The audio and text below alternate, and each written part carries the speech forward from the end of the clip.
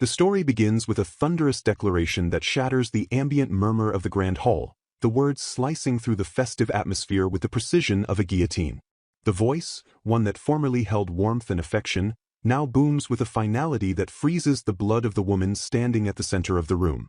The third prince, Thurston Windle, stands as the epicenter of this sudden storm, his voice echoing against the high ceilings as he pronounces the end of a union that was once thought unshakable. He addresses the woman standing before him with icy formality, pronouncing her full name, Amaryllis Christ, as if it were a curse rather than a title. The shock of the rejection pierces through Amaryllis's brain and body, a physical sensation that drains the warmth from her veins, leaving her cold and trembling in the wake of his pronouncement. The moment the sound strikes her ears, reality seems to fracture. Thurston continues his verbal assault, his posture aggressive and accusatory as he stands protectively beside another woman. He accuses Amaryllis of harming Lalatina, the woman he declares will be his future queen, and demands that she atone for these alleged crimes. Amaryllis stands rooted to the spot, her mind racing through the strict upbringing that defined her existence. She was never allowed to turn her back or bow her head in this unforgiving environment. A single, fragmented thought escapes her lips, a whisper of denial or perhaps realization. Despite regaining the memories of her past life, a revelation that informs her of the script she is unwittingly acting out, she understands with a sinking heart that her narrative arc is already finished. She attempts to speak his name, a faint plea falling from her lips. Her 18 years as a noble lady, a lifetime of discipline and expectation, crumble under the weight of this public condemnation. The setting is revealed to be the Magic Academy's graduation party, a night meant for celebration now twisted into a stage for judgment. The grand architecture of the hall, with its towering arched windows and ornate chandeliers, bears witness to the spectacle.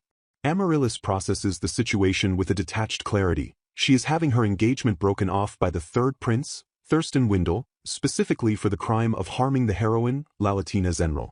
She identifies herself as Amaryllis Christ, the figure known in this narrative as the Villainess. As the realization settles, she acknowledges the truth of the scenario. She knows this scene. It is etched into her memory from a different life. It is not merely a breakup. The prince intends for her to atone for her sins directly in front of the girl he loves, adding a layer of humiliation to the rejection. Thurston stands affectionately with Lalatina, lifting her hand to his lips in a gesture of intimate reverence that contrasts sharply with his treatment of Amaryllis. This event marks the first step toward his and the heroine's official engagement, a pivotal plot point. Amaryllis recognizes this as a scene from Amethyst Rain, the Otome game she used to play when she lived as a Japanese woman in her previous life. The me from her previous life surfaces, overlaying the current reality with game knowledge. She bows gracefully, the fabric of her dress swaying with the movement, and addresses him with all due respect, maintaining her composure despite the chaos. She identifies this moment as one of the major turning points when choosing Thurston's route in the game, a critical junction that dictates the future. The political ramifications of this rupture begin to surface. The engagement was not a mere romantic agreement but a formal arrangement between the Windle royal family and the Christ ducal family. A voice from the crowd, presumably Amaryllis's brother, interjects, questioning the prince's authority to unilaterally nullify such a significant contract. He points out that the way Thurston speaks implies Amaryllis was somehow unfit to be his fiancée, a serious accusation that requires justification. Thurston, unyielding, confirms that this is exactly his point. He asserts that if Amaryllis were truly fit to be his fiancée, he would be the one facing condemnation for his actions, flipping the moral burden back onto her. Thurston proceeds to dismantle Amaryllis's character while elevating Lalatina. He claims that someone who slanders others and prioritizes her own gain is fundamentally unfit to be his fiancée. In stark contrast, he presents Lalatina as kind-hearted and gentle to everyone, a paragon of virtue compared to Amaryllis's alleged villainy. As he speaks, Amaryllis's internal world fractures further. She resolves not to give up on Thurston, the man she loves, clinging to her feelings even as he rejects her. In her mind's eye, a painful vision manifests. She sees Thurston and Lalatina clearly, snuggling together in a future she can no longer inhabit. These tortured thoughts represent Amaryllis's true feelings, hidden beneath her stoic exterior. Amaryllis reflects on the immense effort she has poured into her role. She has been putting in constant effort all this time, always striving to be worthy of that beloved person, Thurston. This dedication continued even after she enrolled in the Magic Academy, a relentless pursuit of perfection for his sake. However, the tragic irony strikes her. None of this internal struggle or behind-the-scenes effort was ever mentioned in the game Amethyst Rain. The narrative only presented the surface, leaving the depth of her devotion unacknowledged. A gasp escapes her as the realization of her invisible labor hits her. The confrontation escalates physically. A heavy metallic object is thrown, landing with a harsh clang at Amaryllis's feet. Thurston commands her to go on, cut it, his voice devoid of mercy. Amaryllis realizes that after this command, that development from the game's story follows. A specific, scripted, tragic event. The object on the floor is a dagger, its ornate hilt and dark sheath gleaming ominously under the ballroom lights. The moment Amaryllis lays eyes on this dagger, memories course through her, violent and vivid. This is not just a random weapon. It is the dagger Thurston sent her, a gift laden with history. The narrative plunges into a flashback, stripping away the harsh lights of the ballroom for the soft, moonlit ambience of a garden from years past. A young Amaryllis spots a young Thurston, calling out his name in surprise. He turns to her, his youthful face flushing with a mixture of shyness and affection as he acknowledges her. He stammers, admitting he couldn't decide on a present, but noting that her birthday is approaching soon. He awkwardly comments on the cold night air and invites her inside, his concern for her well-being evident in his clumsy words. The young Thurston struggles to articulate his feelings, admitting that choosing a gift is hard because he wants it to be perfect. Amaryllis, touched by his presence, assures him that if the gift is from him, she would be happy with anything. Thurston, encouraged by her warmth, presents the dagger. He frames it as a gift for her first birthday since their engagement, a symbol of their new bond. He confesses in a small voice that he worries about her, often finding her thinking alone outside. The young prince's face burns red as he explains the true meaning behind the weapon. He tells her he wants a sword that can protect her. He asks her to please stay by his side and watch him get there, acknowledging his current lack of strength but promising growth. He vows that one day he will grow into a king who can protect both her and the kingdom. The memory culminates in a close-up of their hands, young and innocent, reaching out to one another, a promise of mutual support that now lies shattered in the present. Back in the grand hall, the weight of that memory crashes down on Amaryllis. Deep sorrow washes over her, a tidal wave of grief that brings tears to her eyes. She looks down at the dagger thinking, to think it had come to this. Thurston, noticing her hesitation, asks if she is just remembering the past, his tone dismissive. He taunts her, asking if she has lost her nerve, interpreting her silence as weakness rather than heartbreak. Thurston's face is cold, his eyes devoid of the warmth from the flashback. He asks if she remembers the dagger, and then swiftly undercuts the sentimentality. He calls the gift his final act of desperation from that time, reducing his childhood promise to a pathetic memory. He tells her to take it with her as a final keepsake, along with her own hair, twisting the symbol of protection into an instrument of severance. Amaryllis, tears streaming down her face, confirms the cruel reality. The dagger she gave him, or rather, the dagger he gave her, was a futile gesture against the crushing weight of the story's plot. She realizes that her attempts to fight the story itself were pointless. The atmosphere in the room shifts as the crowd and Amaryllis's brother react to the unfolding cruelty. Someone shouts, "Please wait, Your Highness," but Thurston ignores them. He begins a tirade, questioning the values of the nobility. He asks Amaryllis what she takes their ducal house for, his voice rising in anger. He challenges the very concept of royal blood, asking if it is something sacred or if having strong magic is what defines worth. He accuses her of being proud simply because she was born a duke's daughter, questioning if status is what really matters. He mocks the idea that lineage makes someone great, asking if status is so precious that she clings to it above all else. Amaryllis stands amidst the verbal storm, realizing that if this situation continues, it will play out exactly like the game. She cries out to her brother in her mind, feeling the walls of fate closing in. A desperate question forms in her thoughts. Is there truly no path where everyone gets saved? She wonders if Thurston's heart is completely with Lalatina, searching for any fragment of hope. She questions if there is really no possibility left for a different outcome, dreading the inevitability of the tragedy. A voice, likely her brother's or a desperate observer's, screams, "Lily!" But Thurston's command overrides the protest. He reiterates his demand. She must atone for the sin of hurting Lalatina by cutting off those locks of her hair herself. He questions if she is truly the Villainess, challenging her to prove her remorse through this act of self-mutilation. Amaryllis grips the dagger, the cold handle pressing against her palm. A voice, perhaps Thurston's or her own resolve, whispers, "Do it." Her breath hitches, a heavy escaping her throat. She questions herself one last time, is this really the right thing to do? The doubt lingers, but the pressure of the moment forces her hand. She lifts the blade toward her long, flowing hair. With a swift, decisive motion, she swings the dagger. The sound of the blade slicing through the air is sharp and final. Even after being treated with such cruelty, the narrative notes that Amaryllis still loves Thurston.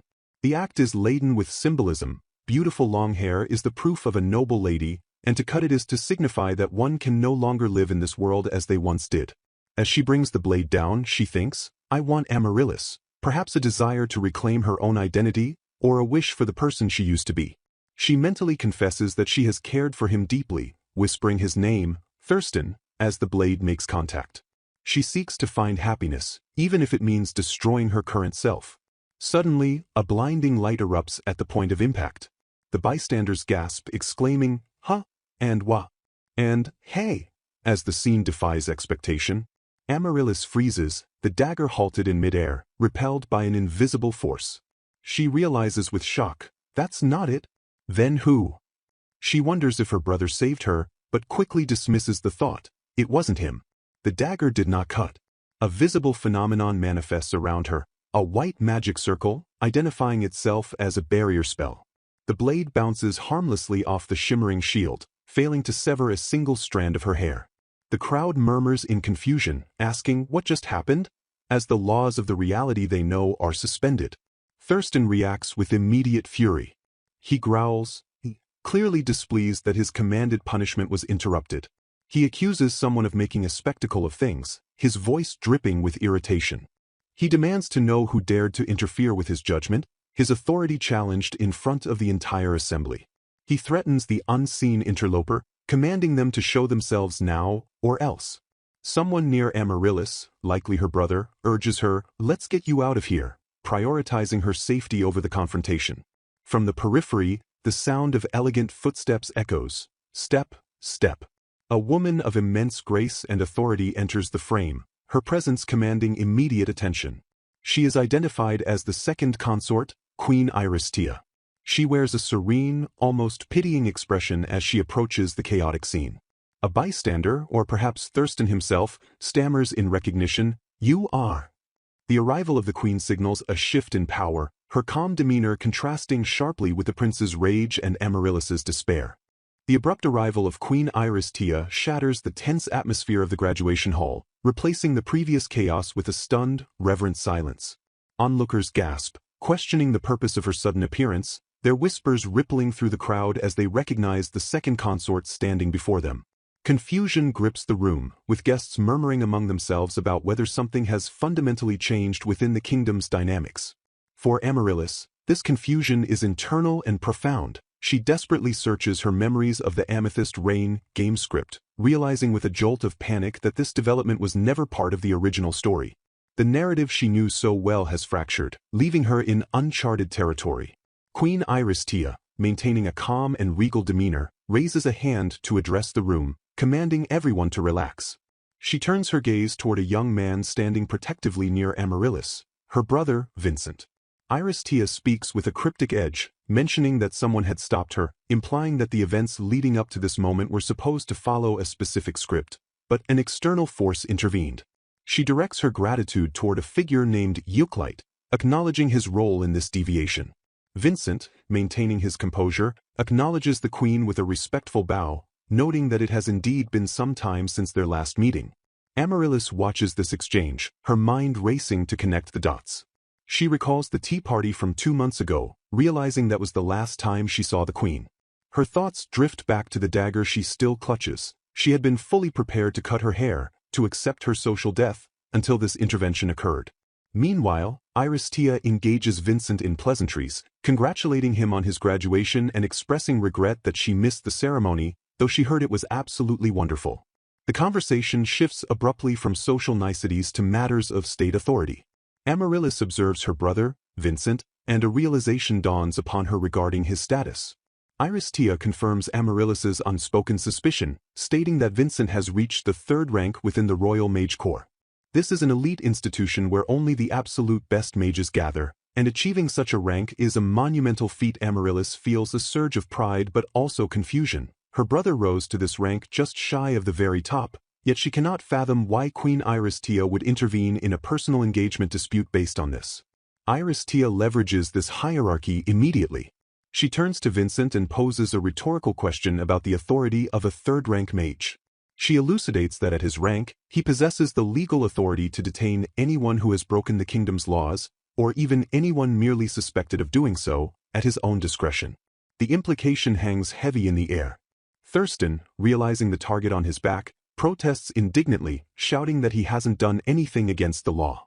He looks to his mother in disbelief, gasping out a betrayal-laced, "Mother?"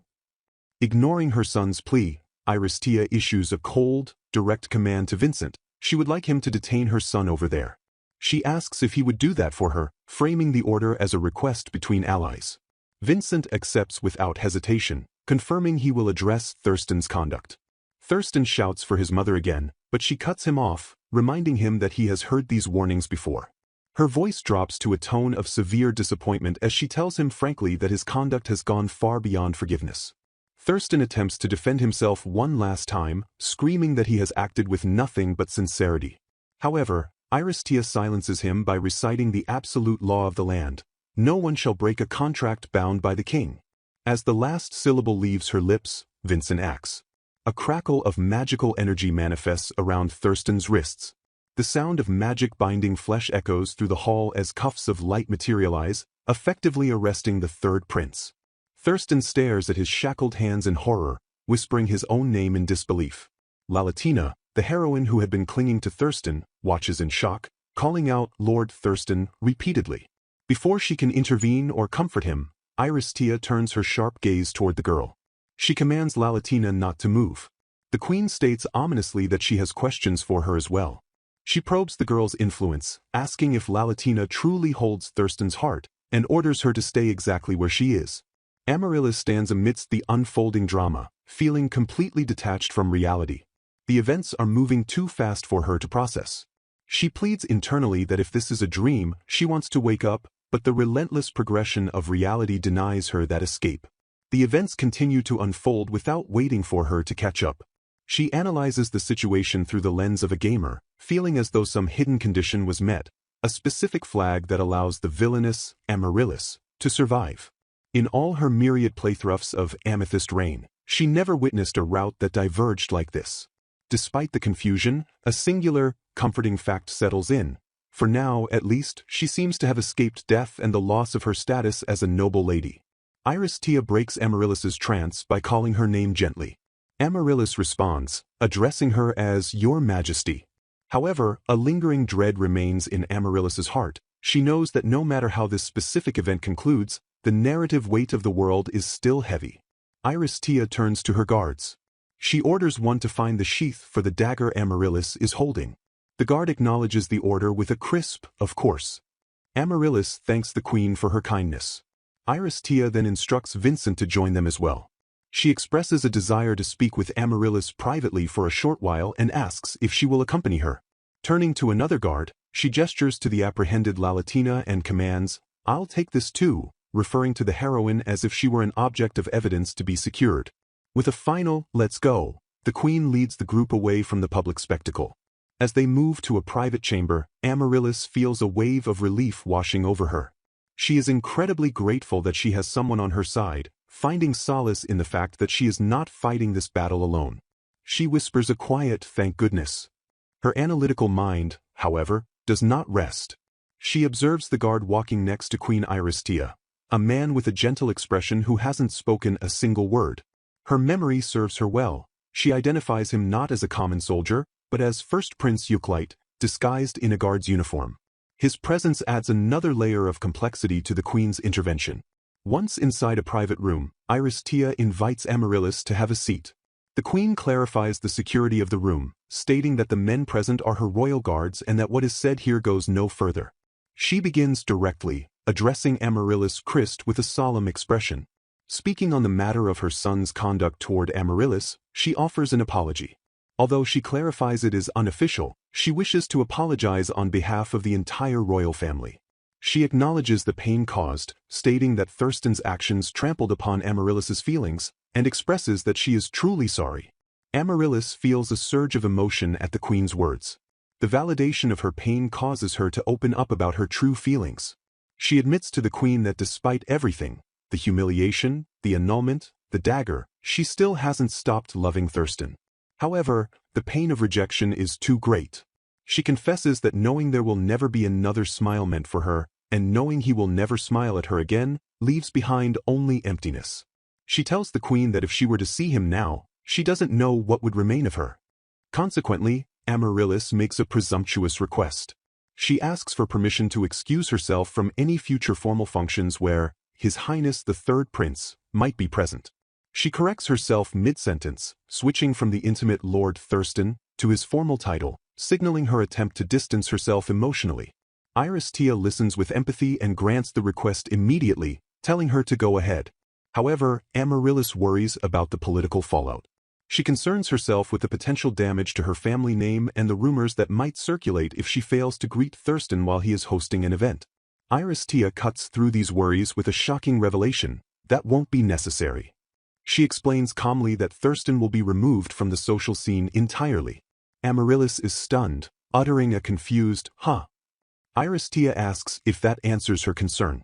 The queen elaborates that for a while now, the question of what to do with Thurston has come up as an agenda item more than once. She reveals that the royal family was already moving toward placing him on social probation after graduation. This decision was driven by his general conduct, which Iris-Tia describes as unbecoming of a prince. In that moment, Amaryllis's memories align, clicking together like puzzle pieces. She realizes the truth behind the queen's words.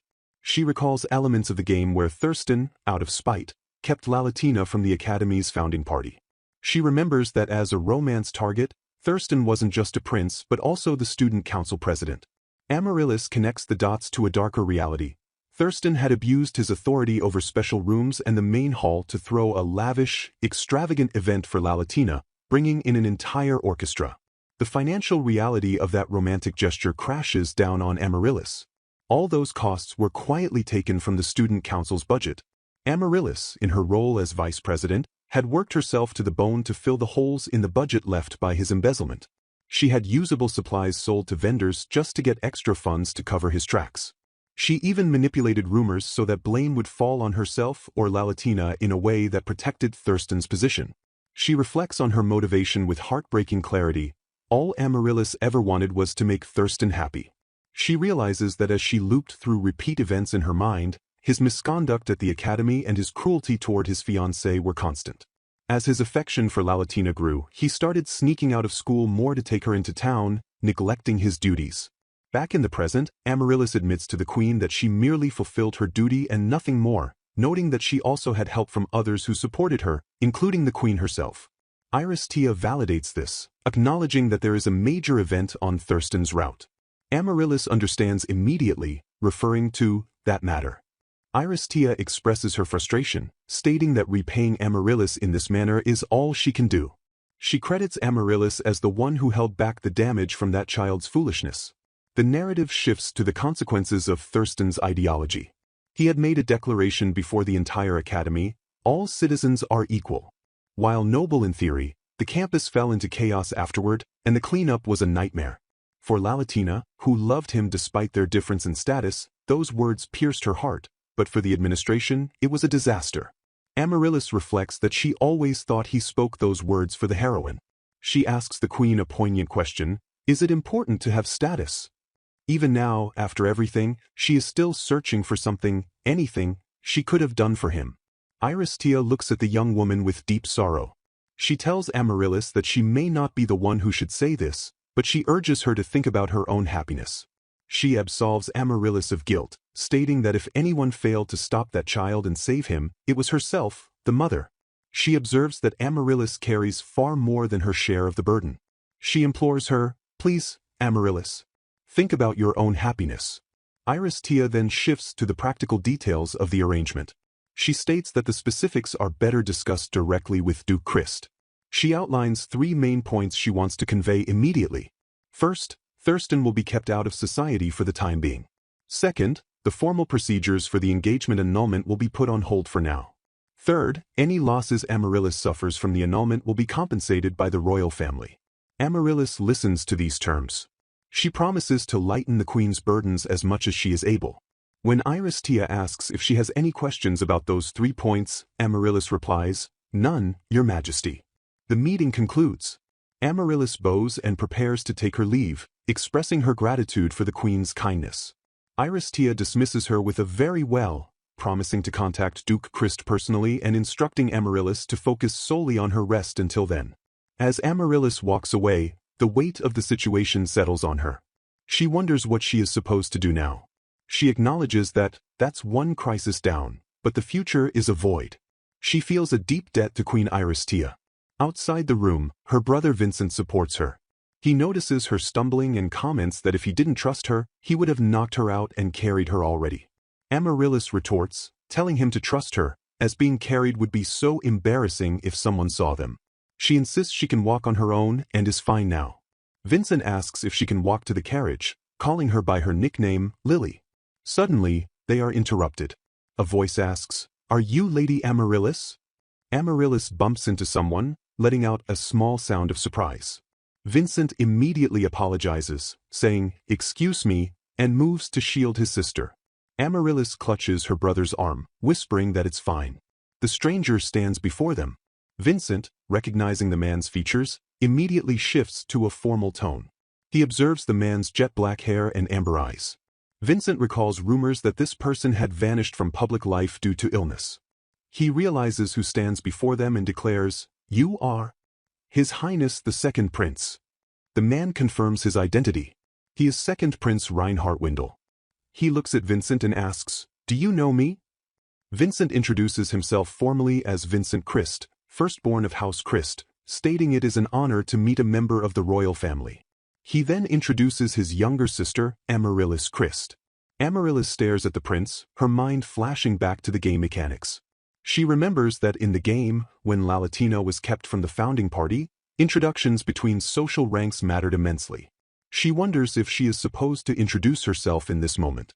Reinhardt looks at Amaryllis, whose face flushes with a sudden blush as she meets his gaze. He apologizes for the intrusion. He states that he came to deliver something. Addressing both of them, he extends an official invitation from the Kingdom of Windle. He invites Vincent Christ and Amaryllis Christ to attend the Feast of the Wind's Call. The invitation hangs in the air, signaling the start of a new, unscripted chapter in Amaryllis's life. Prince Reinhardt stands before Amaryllis and Vincent Christ, delivering news that carries the weight of a royal decree. He informs the siblings that they have both received formal invitations to the upcoming Feast of the Wind's Call. The announcement hangs in the air, prompting a reaction of stunned silence as the gravity of the event registers. This ceremony is not merely a social gathering. It serves as the most sacred and pivotal celebration within the Kingdom of Windle. Geographically isolated by imposing mountain ranges to the north and east, the kingdom relies heavily on the southern currents that herald the arrival of spring. The Feast of the Wind's Call acts as a national prayer for prosperity, a method of honoring the elements, and a gesture of deep appreciation for the blessings the wind bestows upon the land. For a nation that reveres the wind as a deity, this feast stands as the pinnacle of their religious and cultural calendar. The narrative scope expands to illustrate the sheer magnitude of this event. Visuals depict the kingdom bathed in light, with birds taking flight against the backdrop of the towering mountains that shield the city. Citizens reach toward the sky in supplication, offering gratitude for the changing seasons. Yet, the modern incarnation of the feast has evolved beyond simple ritualistic worship. It has transformed into a high-stakes political stage where the nation's key figures congregate to determine the trajectory of the country's future. Attendance is restricted to the highest echelons of society: adult royals, the heads of major institutions, and individuals who performed exceptional services to the crown during the previous year. Amaryllis absorbs this information, her complexion regaining some of its color after her previous distress. Prince Reinhardt observes her recovery, noting the return of vitality to her face. He reveals that he had already applied a healing treatment to her earlier, ensuring she possesses enough strength to walk to the waiting carriage. This revelation confuses Amaryllis, who only now realizes that the lightness in her body is a result of his intervention. She stares at him, her eyes widening as she perceives the remnants of the magic he employed. It is a composite magic formula, a complex weave of multiple elements executed with casual ease. Reinhardt dismisses the feat as something requiring little effort, advising her not to worry about the details. However, Amaryllis, possessing the knowledge of a gamer who played the original scenario, analyzes the situation with frantic internal logic. She recognizes the spell as a highly advanced technique demanding incredible precision. Her mind races as she tries to reconcile this display of power with her knowledge of the game's script. Reinhardt never appeared in the original scenario. He is a complete enigma with no background information available, nor was he ever listed as a romance target. The fact that he considers such high-level magic, without much effort, shatters her understanding of the world's power scaling. She stares at his hand, where particles of light still dance, realizing that in a split second he performed a feat that should be impossible for a background character. Reinhardt interrupts her analysis with a sharp, discerning critique of her own abilities. He compliments her serious talent but immediately follows it with a brutal assessment of her technique. He points out that her mana flow is completely unstable, labeling it a waste of potential.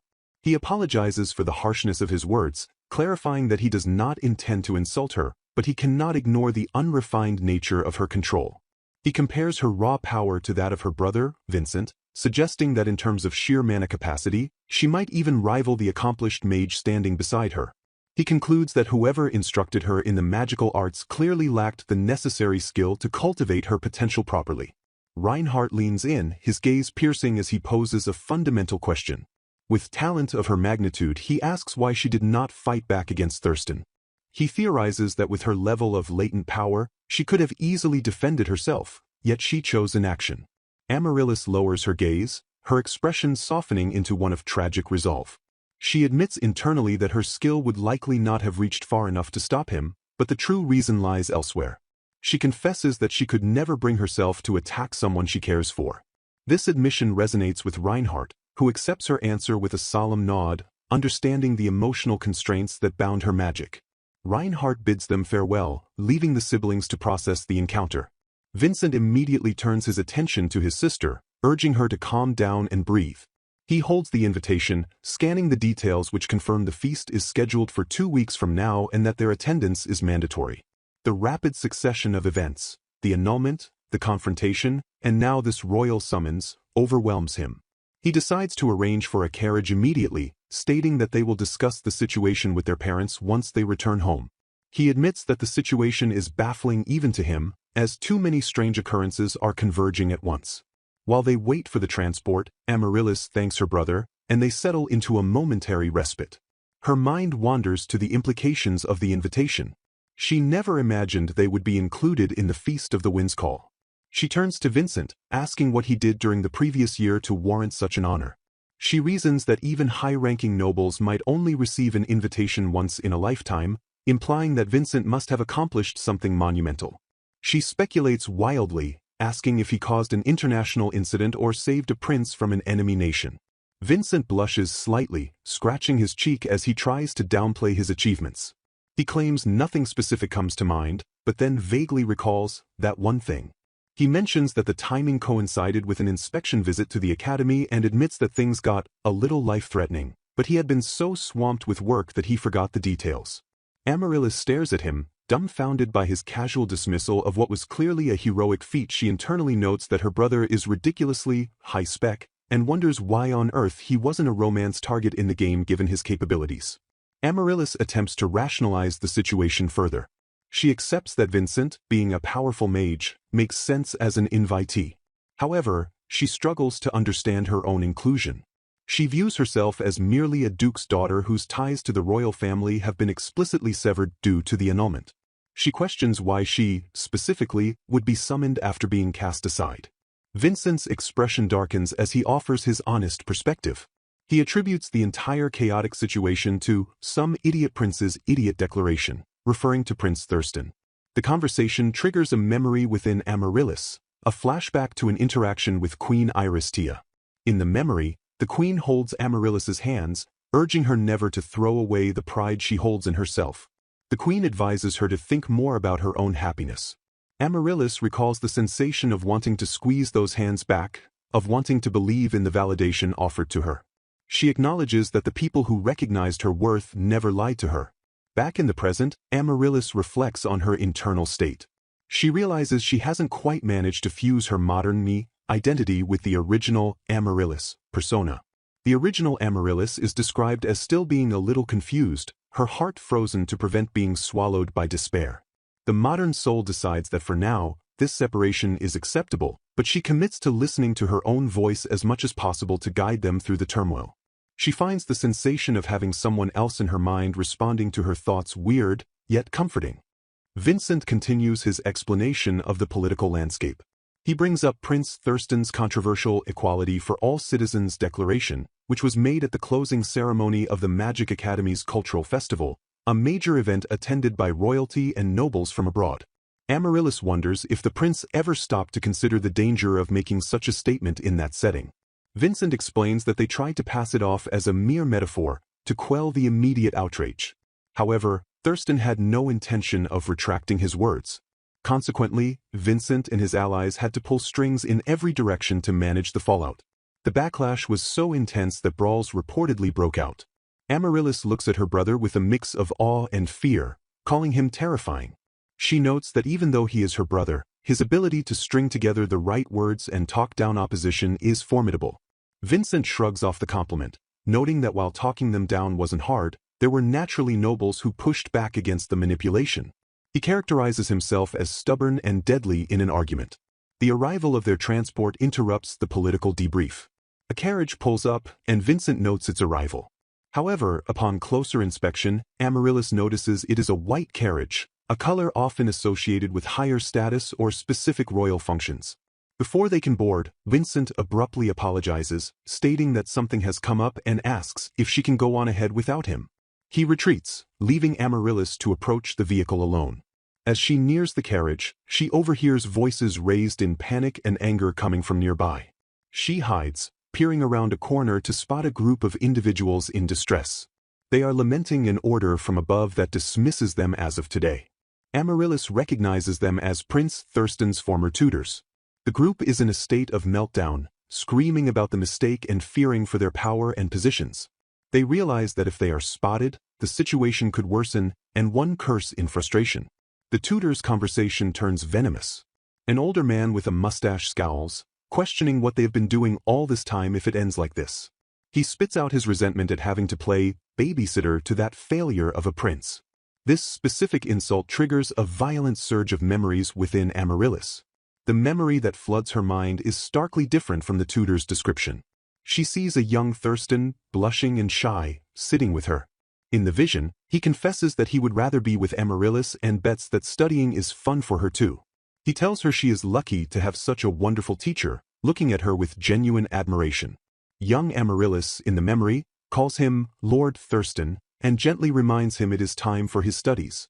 The contrast between this sweet, innocent boy and the failure the tutors describe shakes Amaryllis to her core. She questions the narrative she has been fed. Was Thurston really raised in a loving environment as she had assumed?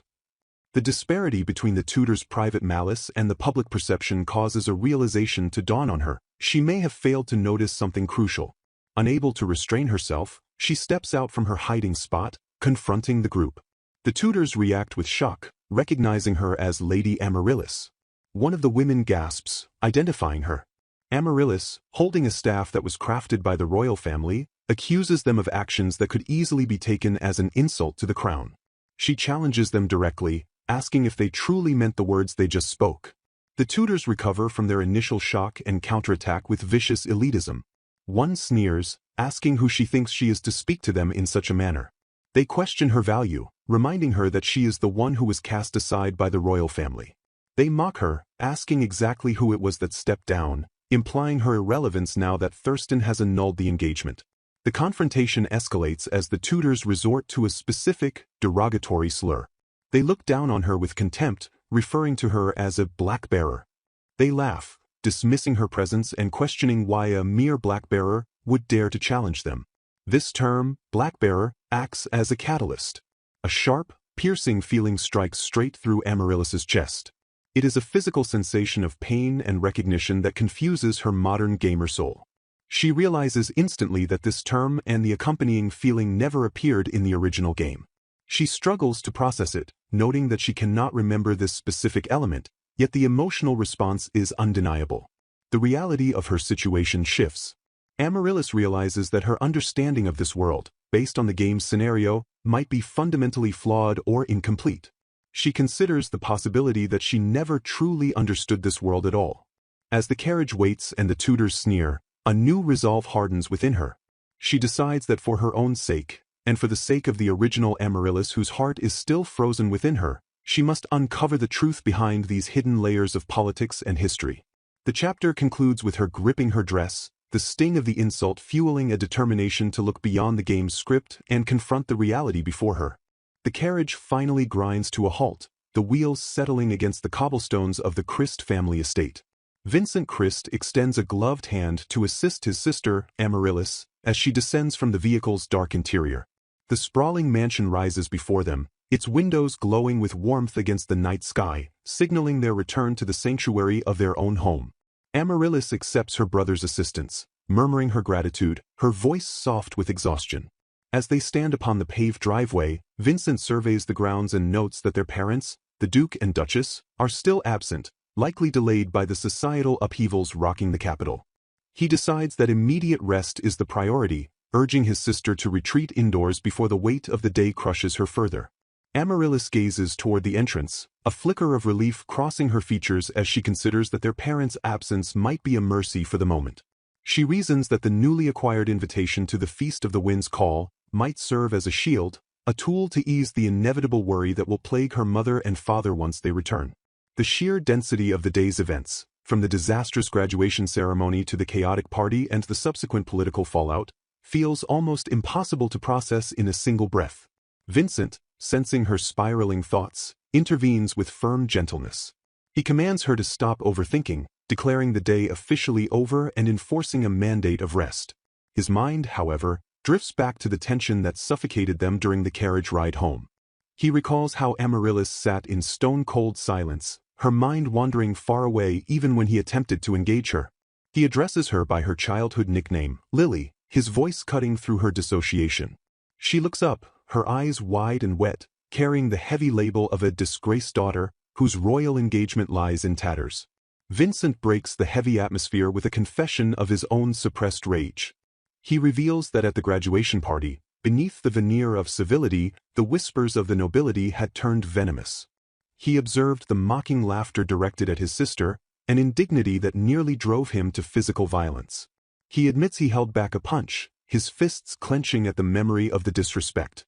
Amaryllis, surprised by this revelation of her composed brother's near loss of control, asks if he is trying to pick a fight, noting that he always snaps back at her. Yet, she softens, thanking him for getting angry on her behalf, while assuring him that she is genuinely okay. Their conversation is interrupted by the sudden, forceful arrival of Leonard, the youngest Christ brother. He launches himself at Amaryllis, wrapping her in a desperate embrace, burying his face in her shoulder while crying out, "Sis." The sheer force of the hug nearly knocks the wind out of her, and she pats his back, acknowledging the intensity of his worry. Leonard pulls back, tears streaming down his face, declaring that just hearing her voice makes him happy. He vehemently defends her honor, shouting that she is amazing and that there is absolutely no possibility she wasn't good enough for a prince. Sylvan, the second eldest brother, stands nearby, observing the reunion with a gentle smile. He welcomes Amaryllis home, his presence adding another layer of security to the gathering. He confirms that Leonard, in his indignation, had already informed everyone in the household about the situation with the third prince. Leonard, still clinging to his sister, huffs in anger, furious that the prince has no concept of how hard Amaryllis worked for his sake. He denounces the prince as a fool, his frustration bubbling over into a tightening squeeze that Amaryllis claims is suffocating her. Sylvan steps in to peel the youngest brother off their sister, noting with a wry observation that Leonard looks like he is hurting more than the victim herself. Leonard wipes his tears, confused as to why Amaryllis is the one comforting him when she is the one who suffered the annulment. Vincent reasserts control over the group, stating that while they surely have much to discuss, Amaryllis's rest takes precedence. He instructs Sylvan to take Leonard inside. Sylvan, ever the efficient caretaker, reveals he has already informed the maids and had a bath drawn, anticipating her needs before they even arrived. The scene shifts slightly as the family moves indoors. Sylvan offers a final compliment to Amaryllis, apologizing for missing her earlier that morning but assuring her she looks beautiful regardless of the day's tragedy. He offers his congratulations on her graduation, a sentiment echoed by Leonard, who beams despite his earlier tears. Vincent guides her carefully, warning her to watch her step as they navigate the threshold. Overwhelmed by the unconditional support of her team, Amaryllis offers a profound thanks to her eldest brother, Sylvan, and Leonard.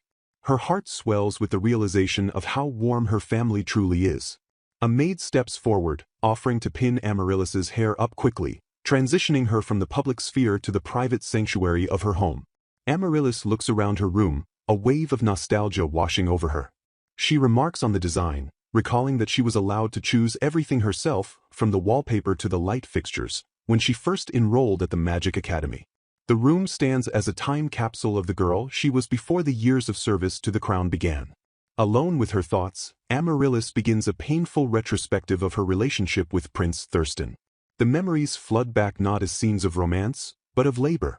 She recalls looking forward to eating together, but the reality was a schedule of study sessions held before exams. She remembers him escorting her at parties, but the context shifts in her mind. She realizes with dawning horror that she wasn't living a romance. She was playing nursemaid to the third prince for years. She questions what she has been doing with her life. The external perspective intrudes on her memories. She recalls the awful looks directed at her by the court and the academy students. She hears the phantom whispers accusing her of poisoning Thurston, of being a vulture circling royalty in a quest for power.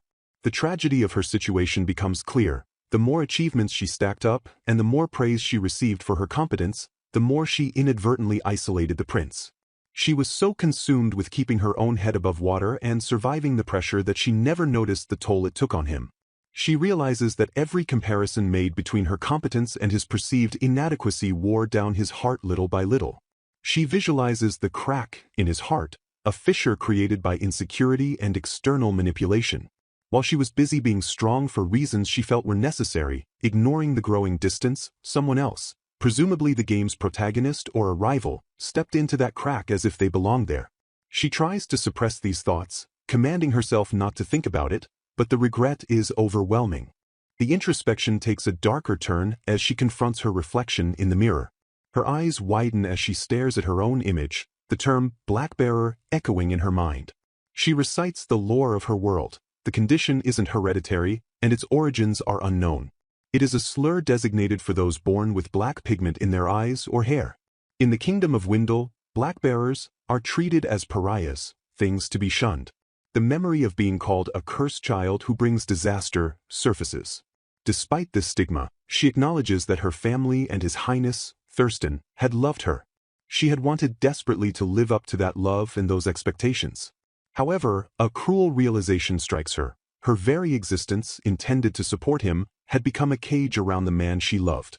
The voice of the tutors from the previous encounter returns to haunt her, asking what value someone like her could possibly have.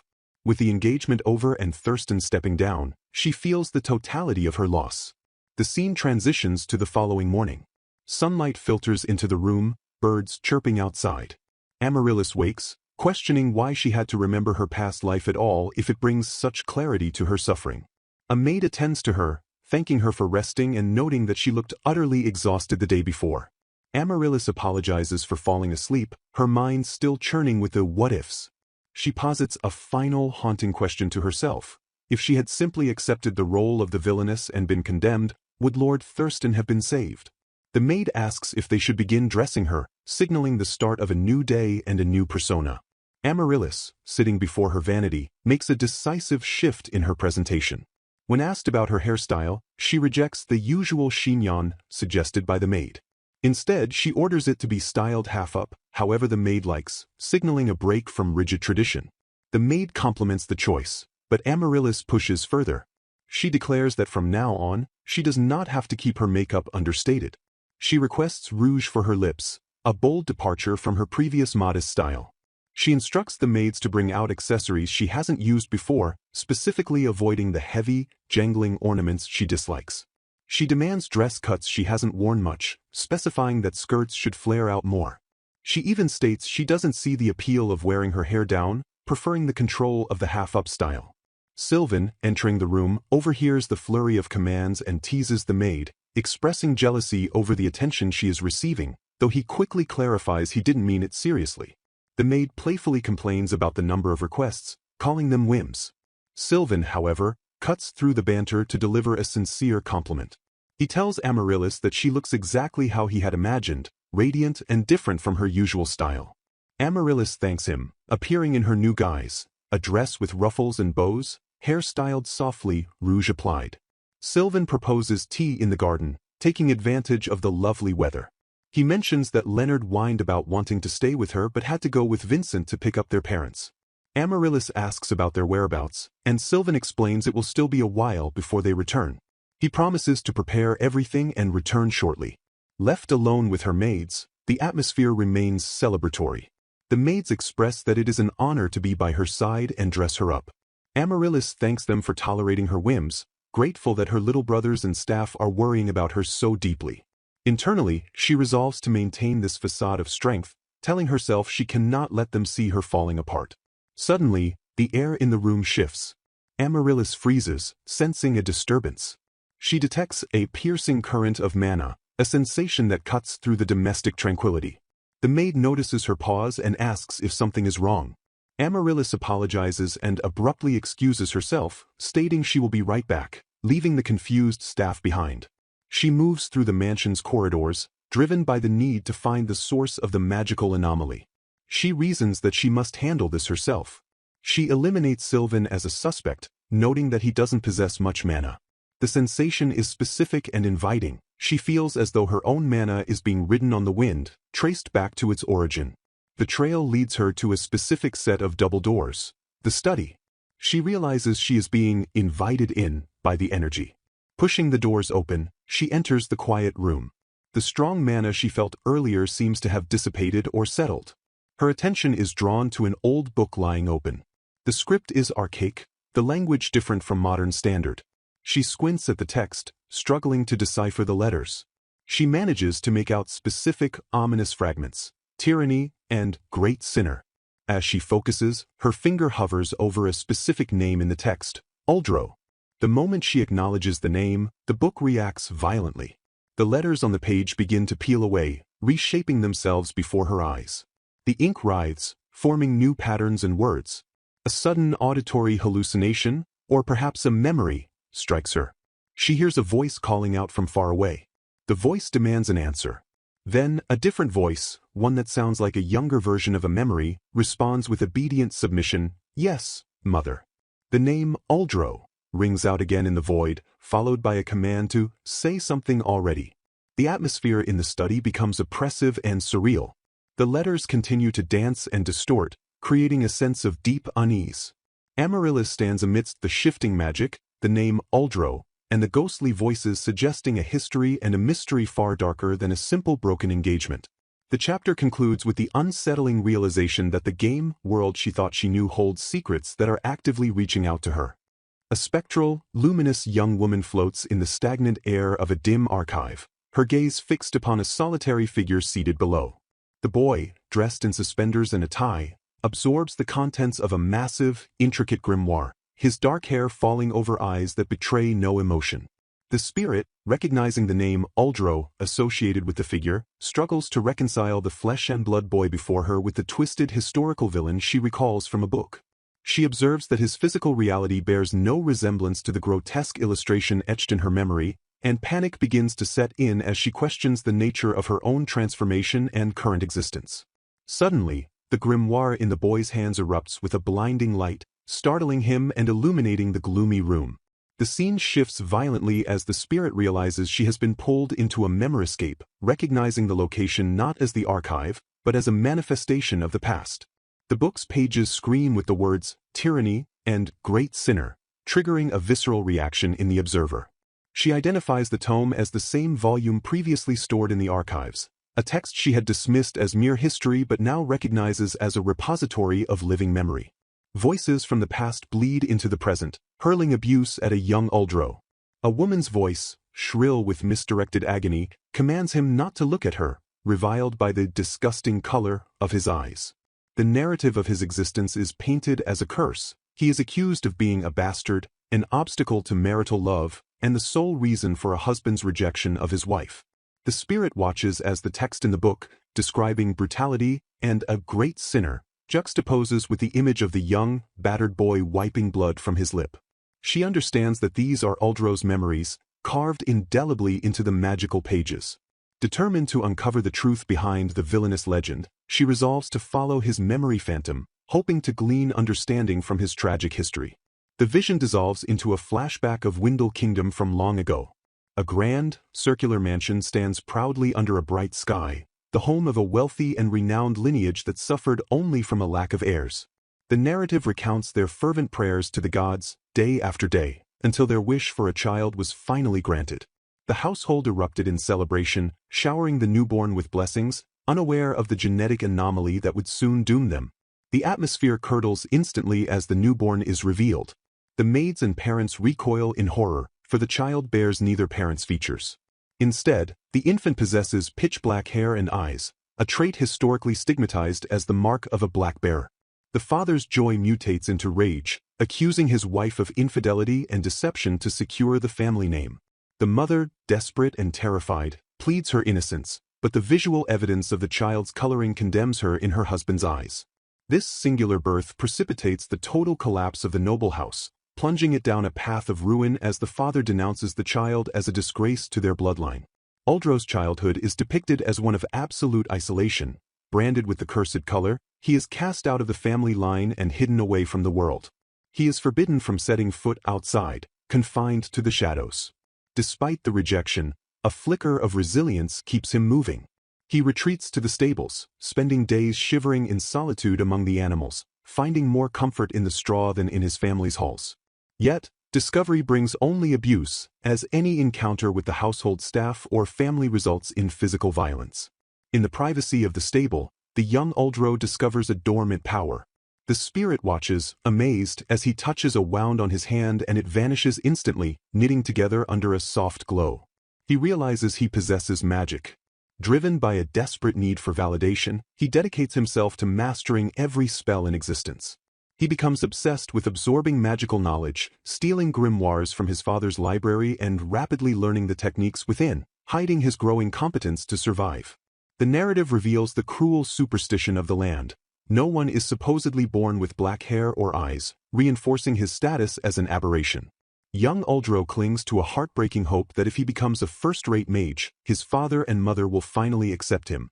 The spirit observing him, Amaryllis, resonates deeply with this sentiment, recognizing the crushing weight of self-hatred that plagues those born different in Windle. She knows the pain of being despised as an oddity, of becoming a target simply for existing. Uldro's skills sharpen in the shadows to evade the watchful eyes of his tormentors. He understands that discovery means imprisonment until death, yet he persists, sneaking into city schools to eavesdrop on magic lessons because he has no teacher of his own. He watches his parents leave him behind time and again to attend social gatherings, fueling his drive to study more, to prove his worth. The tragedy reaches its zenith on a day when Uldro, having finished every book in the manor, encounters an elderly servant, his nanny, who has dropped a tray. Seeing her distress and a wound on her arm, Uldro approaches with innocent intent, apologizing for his presence and offering to help. He activates his healing magic, believing this act of kindness will bridge the gap between them. However, the nanny recoils violently, misinterpreting the magic as an attack. She screams at him, accusing him of hurting the servant, her prejudice blinding her to the healing taking place. Despite Uldro's stammering explanation that he was healing her, the nanny refuses to believe a monster capable of benevolence. She accuses him of using the maids for target practice, venting her fear and loathing. She commands him to leave, her words stripping away the last of his defenses. She condemns his solitary nights in the stable as suspicious, demonizing his existence completely. This rejection shatters Uldro's composure. The spirit screams for the nanny to stop, realizing the danger, but the memory plays out immutably. Uldro's immense mana reserves, abnormally high and volatile, react to his shaken emotions. The strain becomes too much for his young body to contain, and the magic spirals out of control. A cataclysmic blast tears through the manor. In the aftermath, labeled a murder, Uldro flees the wreckage of his home. No one pursues him, leaving him to drift into the capital's slums. Trauma etches itself into his psyche. He never attempts to heal the burns on his own arm, choosing instead to carry the scars as a physical manifestation of his perceived crime. He wanders the slums, repeating words of regret and self-loathing. The slum life is brutal. Uldro survives by slurping mud and eating bugs, his noble origins flipped into abject squalor. He questions the injustice of his suffering, wondering what he should have done to earn love, why his birth as a black-bearer condemned him to this hell. Even in this abyss, his gift for magic remains potent. He begins to use it not for healing, but for survival. Robbery and violence become his tools. His heart shrivels, consumed by hatred and envy. He watches blessed people with pitch-black malice, despising their normalcy.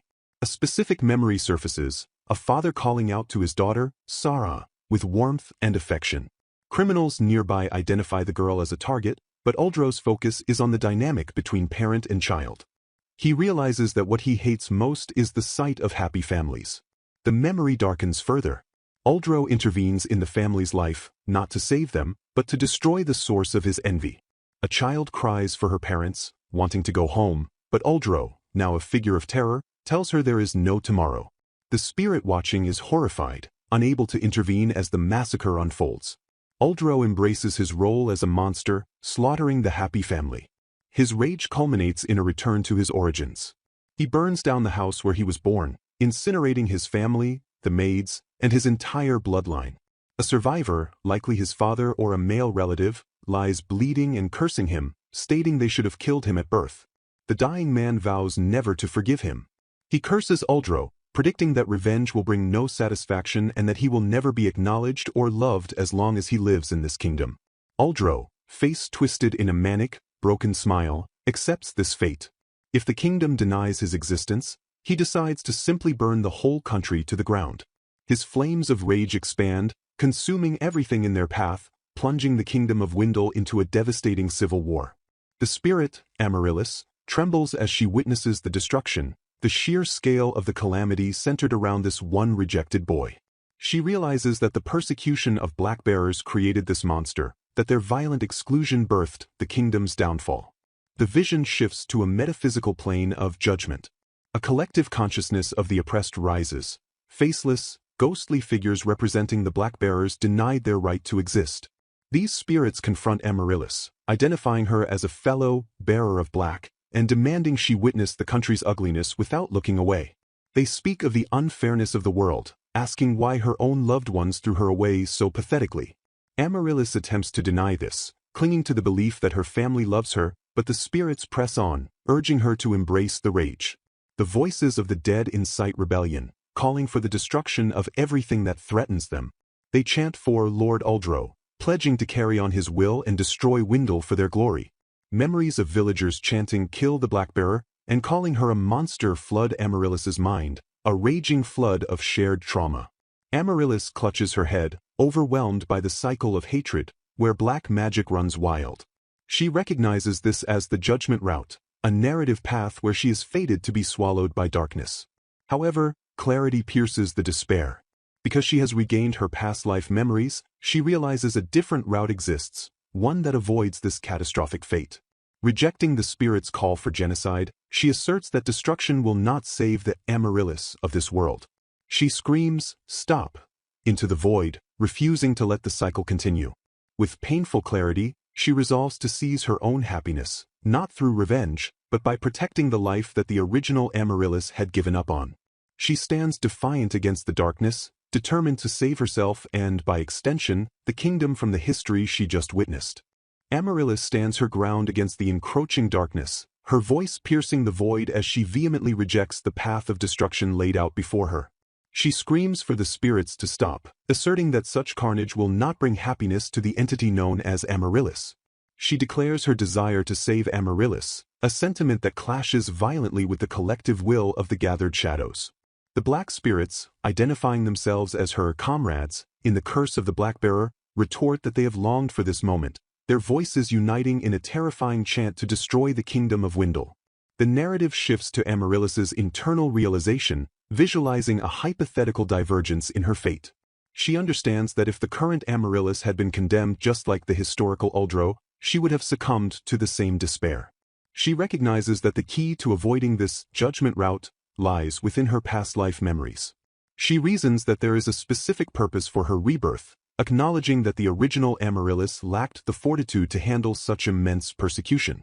She calculates the political fallout, realizing that the Christ family, her own lineage, would have been targeted, their reputation crumbling into dust. In this grim alternative timeline, she envisions herself becoming nothing more than a puppet of hatred, a hollow vessel accepting Uldro's whispered malice. The spirit of Uldro, sensing her defiance in the present, lashes out with a wave of dark energy. He offers a cruel ultimatum: if she intends to defy him, she must be swallowed by the darkness entirely. He curses her as the shadows surge forward. Amaryllis is engulfed, letting out a sharp cry as the metaphysical gloom overwhelms her vision. Inside the suffocating darkness, Amaryllis's mind races, accessing the game knowledge of her past life. She recalls the character, Lalatina, and the mechanical workings of this world. She realizes she has memorized all elemental affinities and that the body of Amaryllis possesses the capability to wield them. A realization strikes her: Amaryllis's statistics are significantly higher than she initially anticipated. Her body moves on instinct, executing a counterattack. She unleashes fire magic, the flames erupting within the void to push back the encroaching shadows. She anchors herself in the reality that this is a game world, where such mechanics have always governed existence. As the fire burns, Amaryllis reflects on the tragedy of the Blackbearers. She acknowledges that in another time, Amaryllis herself might have been treated with the same cruelty, her fate protected solely by her high status as a duke's daughter. She validates the memories of the Blackbearers swirling around her. However, she refuses to yield, declaring that she did not waste her time on those tragic playthroughs. She insists there must be something only Amaryllis can do, even while admitting she has no right to claim she fully understands the suffering Uldro and the others endured. She steels her resolve, convincing herself she can succeed. Confronting the manifestation of Uldro again, she argues that destroying the kingdom will change nothing, as the past is immutable. She points out the pragmatism of her enemies, noting that it would be inconvenient for them if the evil they use as a scapegoat simply disappeared. She labels the treatment of Blackbearers as sheer evilness, acknowledging the horrors they were put through. Addressing Uldro directly, she vows not to let this story spiral into a bad end. She speaks of tears falling in places she cannot reach, validating his anger as logical. Uldro, however, remains unconvinced. He commands her to look at the reality and stop being naive, insisting that the kingdom's nature has not changed at all. He dismisses her hope as foolishness, screaming that they were never given another path and that their salvation lies only in the kingdom's total destruction. Amaryllis absorbs his words but flips the conclusion. She concedes that perhaps the kingdom is the problem. Standing tall within the Mangarecap, she invokes her noble title. In the name of House Christ, Dukes of the Realm, she swears an oath to change the country. She admits her approach might sound naive to him, but she resolves to return the kindness she has received back to the people. She declares her identity as Amaryllis Christ and vows to protect the kingdom because there are still people within it who believe in someone like her. The scene softens as Amaryllis offers gratitude to the spirit of Uldro. She thanks him for showing the ugliness of the world to someone as naive as herself, effectively opening her eyes to what needs to be done as a citizen of the kingdom. She argues that the kingdom is changing little by little. She uses her own life as evidence. If the world hadn't changed, a Blackbearer like her never would have been allowed to be engaged to His Highness. She asserts that society is starting to accept the existence of Blackbearers. Uldro snaps, his face twisting in fury. He screams at her to shut up, accusing her of knowing nothing. He mocks her as a silly girl spouting pretty fantasies, his laughter descending into a manic, broken cackle. He unleashes a final, desperate attack, screaming for her to die.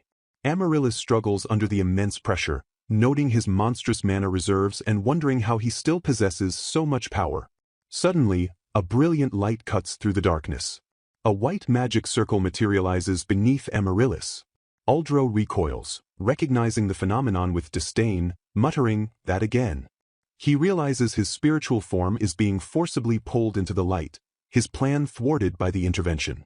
He glares at the circle with renewed hatred, realizing someone is getting in his way once again. The vision shatters, and Amaryllis wakes abruptly in the physical world. She finds herself on the floor of the archive room, a voice calling out Lily. Her brother stands over her, asking why she was fast asleep in such a place. Amaryllis realizes she made it back to reality. She sits up, apologizing and claiming she must have dozed off, blushing deeply at the embarrassment of being found on the floor. Her brother, Leonard, welcomes her back, his voice laced with relief. He admits he panicked, fearing she had collapsed again. As she tries to move, he orders her to stay, seeing through her attempt to flee the awkward situation. Amaryllis asks about the whereabouts of the old book she was reading. Leonard reveals he has it, holding the tome securely. Leonard explains the book's volatile nature. He recounts that the moment he approached it, the grimoire reacted violently. He had intended to bring it out to show their father and mother, but an unbelievable amount of magic began pouring out of it. He notes that Amaryllis was unconscious beside it. Looking at her face, he deduces that she has something important to tell them. He then hands her a folded paper, revealing it to be a white magic circle, the very same tool that saved him in the past. Amaryllis stares at it, whispering, "Could it be?" as the pieces of the puzzle begin to align. Leonard interrupts her train of thought, shouting her name. He demands she stop doing dangerous things for even 5 minutes. He confesses that if he hadn't pulled her back, she might not be here right now. Amaryllis tries to deflect, insisting she needs to go to the Windle banquet. Leonard questions her timing, but Amaryllis feels a compulsion, believing she might be able to see that person again. She attempts to slide away, claiming she spaced out and is fine now. Leonard blocks her, stating her credibility regarding her well-being is zero. He drags her towards the family living room, noting that she is about to spill everything she has been bottling up. He informs her that father, mother, and the others, including Leonard, are waiting there. They enter the grand, ornate living room. Immediately, a young girl, Lily, tackles Amaryllis in a hug, apologizing for tackling her out of nowhere the previous day. Another brother, Vincent, comments dryly that Lily doesn't sound sorry at all. The atmosphere is warm and chaotic. Lily calls her sister cute and expresses relief that she is safe. Vincent apologizes for missing the tea party. The tone shifts as the parents, the Duke and Duchess, make their presence known.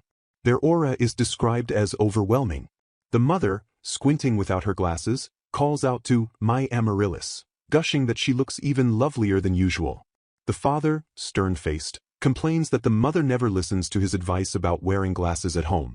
He invites Amaryllis to sit, as tea has been prepared. The mother congratulates Amaryllis on her graduation and compliments how beautifully she carried herself at the ceremony. The father, however, cuts straight to the heart of the matter, asking what happened at the graduation party. Amaryllis trembles, unsure if she is being scolded or comforted. Her brothers, Vincent and Leonard, smile reassuringly, signaling that it is all right.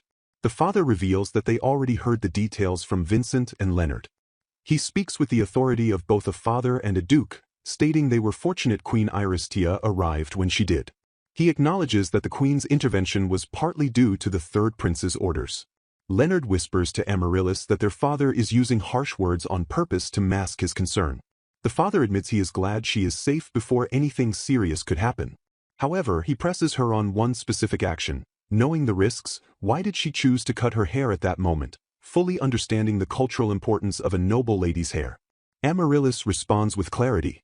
She explains that she couldn't risk anyone getting hurt, as there were foreign royals and noble heirs present. She reveals that His Highness, the prince involved in the incident, was in a dangerously unstable state, overflowing with magical talent he could not control when emotional. She calculated that cutting her hair, which she claims had already lost its value, was a small price to pay to prevent harm and escalation. She states simply that she did what she had to do. The father sighs, telling her it was still the wrong choice, though his demeanor remains supportive. Amaryllis then pivots the conversation, dropping a bombshell. She asks them to tell her everything they know about him. When questioned, she clarifies. The Blackbearer, the great sinner called Uldro. She explains that she resonated with the lingering thoughts in the book and learned of his existence. The room freezes. Leonard reacts with panic, begging her to stop doing dangerous things. He reiterates that he came into contact with Uldro and saw the lives of Blackbearers throughout history. The father, grave and serious, confirms the truth. He acknowledges that Uldro was the mastermind behind a massive catastrophe centuries ago. He decides it is time to reveal the secrets they hoped never to speak of. Amaryllis asks the question that has haunted her: why was someone like her, a black-bearer, allowed to be engaged to a member of the royal family given this history? The father explains that to prevent another catastrophe like Uldro, all records of his existence were sealed. He details Uldro's crimes: murdering the king, attempting to overthrow the state, and slaughtering endlessly until he burned himself. He identifies Uldro as the man who effectively cemented the persecution of black-bearers for all eternity. He explains that whenever black-bearers pushed back against the horrific discrimination, the backlash only worsened, as they were viewed as being outside the natural order. However, the father reveals a turning point. He speculates that if even one person had truly accepted Uldro, the tragedy might have been prevented. He explains that over time, the royal family began to understand this dynamic. A breakthrough occurred when a black-bearer was finally accepted into the royal family. Specifically, the late King Cortana's second consort was a black-bearer. This person put the country first, and their example slowly began to change the people's hearts. When Amaryllis was born, the Christ family resolved to carry on that will. The father admits that while resistance and discrimination persisted, the world was slowly changing. He confesses they still cannot make sense of why Prince Thurston broke off the engagement, but their mission remains unchanged. He urges Amaryllis to keep walking forward for the sake of the black-bearers, no matter how thorny the path. The family rallies around her. Leonard and the others declare that the upcoming Windle banquet is her perfect chance to re-enter society. They promise to support her in every way they can. Amaryllis thanks them, fortified by their love. The narrative shifts to a different location, a dimly lit room where a dark-haired young man sits with a book. A servant announces that his carriage is ready, addressing him as Prince Reinhardt, the second prince. The prince is absorbed in a book that displays the same illustration of the great sinner, Uldro, that Amaryllis saw. He mutters a single, unintelligible sound, his finger tracing the text, indicating that he, too, is deeply involved in the mystery of the past.